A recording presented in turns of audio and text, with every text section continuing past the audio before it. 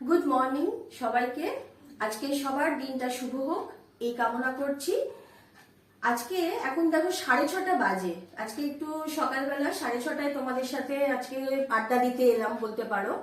তো আজকে আমি সকালবেলার টিফিনটা আজকে কি করি সেই নিয়ে তোমাদের সাথেও একটু ভাগ করে নিচ্ছি, চিন্তা করছি।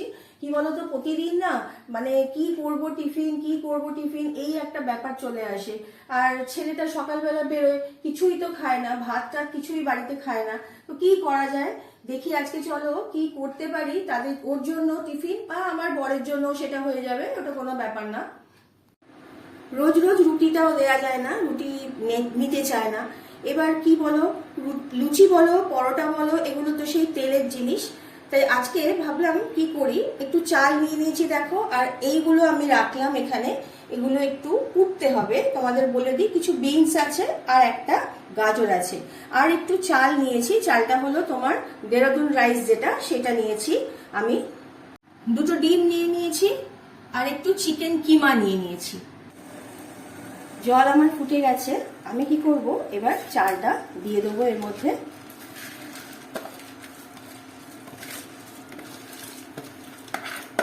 ভাত ফুটছে, আমি কিছু গরম মশলা দিয়ে দিলাম দেখো, ছোট এলাচ একটু, আর লবঙ্গ আর দারচিনি। আমার এখানে ওই বিনস আর গাজর কোটা হয়ে গেছে, রেডি করে নিয়েছি আমি।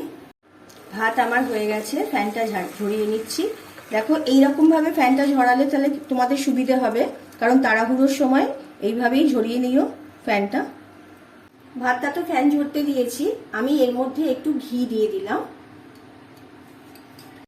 একটু নুন দিলাম, অল্প করে দেবে, একটু চিনিও দিয়ে দিলাম। এবার একটু মেখে নিলাম ভালো করে। একটু তাড়াতাড়ি করতে হবে কারণ হাতে সময় কম, সেজন্য আমি তোমাদেরকে একটু শর্টেই দেখাচ্ছি। এইভাবেই মেখে নেবে। ডিম দুটো নিয়ে নিয়েছি, এটা একটু ফেটিয়ে নেব। এর মধ্যে পেঁয়াজ লঙ্কা আর অল্প একটু নুন দিয়ে দিয়েছি। আর এদিকে রেখেছি একটা ছোট মাঝারি সাইজের পেঁয়াজ স্ক্র্যাপ করে নিয়েছি, যেটা আমার কিমাতে লাগবে। এর সাথে আমার লাগছে একটু আদা বাটা, একটু রসুন বাটা, একদম হাফ চামচ মতো। রান্নাটা শুরু করার আগে তোমরা মাংসের কিমাটাকে একটু ভিনিগার দিয়ে ভিজিয়ে রেখে দিও, ওই 10-15-20 মিনিটের মধ্যে হয়ে যাবে। মাংসটা কড়াইতে দিয়ে দিলাম, একটু পেঁয়াজ বাটা দিলাম, হাফ চামচ রসুন বাটা, হাফ চামচ আদা বাটা, আর একটু লঙ্কা বাটা, কাঁচা লঙ্কা বাটা দিয়ে এটাকে আমি খেতে দিলাম।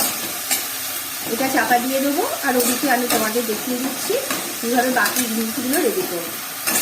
কড়াইতে ঘি বা তেল যার যেটা পছন্দ সেটা দিয়ে এখানে আমি ডিমটা দিয়ে দিলাম। ডিমটা নাড়তে হবে এইভাবে, যেরকম করো তোমরা জানো। এইভাবে ছোট ছোট করে পিস করে নেবে একেবারে কড়ার মধ্যেই। আমি সামান্য তেল দিয়ে, সাদা তেল দিয়ে দেখো এইখানে আনাজগুলো দিয়ে দিয়েছি। আনাজগুলো আমার ভাজা হচ্ছে। আমি এই রান্নাটা তোমার এইভাবেই করি কারণ এইটাতে না একটু বেশি টেস্টি হয়। কিন্তু তুমি যদি সবজিগুলোকে ফ্রাই করে দাও তাহলে কিন্তু টেস্টিটা বেশি হয়। কিন্তু অনেকে আছে কি ওই একেবারে ভাতের সাথে চাপিয়ে দেয়, সেটা করলে কিন্তু খেতে খুব একটা ভালো হয় না, কারণ ওদের তো আবার একটু মুখের মতন করে না দিলে ওরা খাবে না। সেই জন্য আমি এইভাবেই করি। নুনটা একটু দেখে দিও সবসময়।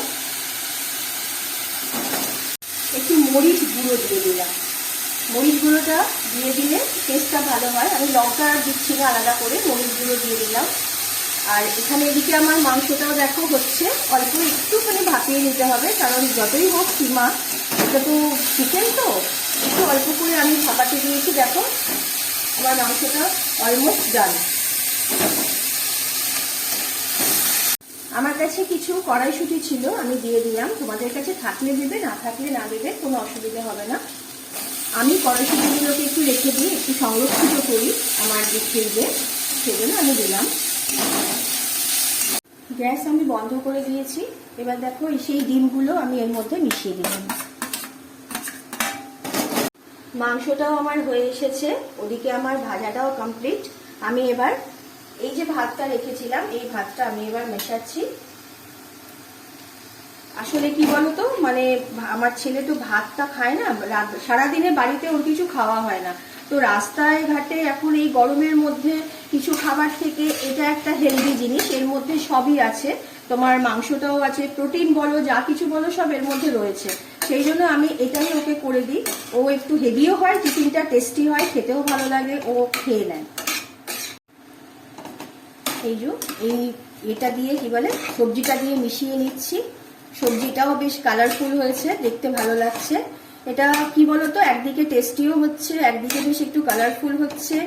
আর চিকেন আর এগ যেটা সবার প্রিয়, সেটাও দেওয়া আছে, ওই জন্য খেতেও বেশ ভালো হয়, খেয়েও নেয়, পুষ্টিটাও হয়, প্রোটিনও আছে, সবকিছু এর মধ্যে তুমি সবকিছু পেয়ে যাবে। আর সারাদিনে ভাতটা খাওয়া হয় না, তো যার জন্য একটু হেভি করে দিই যাতে পেটটা ভরা থাকে।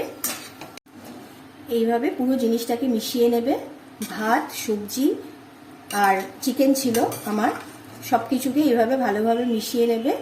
আমার এই রান্নাটা যদি ভালো লেগে থাকে তোমরা কমেন্ট বক্সে জানাতে ভুলো না, আমাকে কমেন্ট করে জানিও তোমাদের কিরকম লাগলো। আর যারা নতুন আমার চ্যানেলটা দেখছো তারাও কিন্তু আমার চ্যানেল সাবস্ক্রাইব করতে ভুলো না। সকালবেলা উঠে তোমাদের সাথে আড্ডা মারতে মারতে এই রেসিপিটা আজকে হয়ে গেল। দেখো, চটজলদি রেসিপি, দারুণ ব্যাপার, খেয়ে আমাকে বলো। টাটা।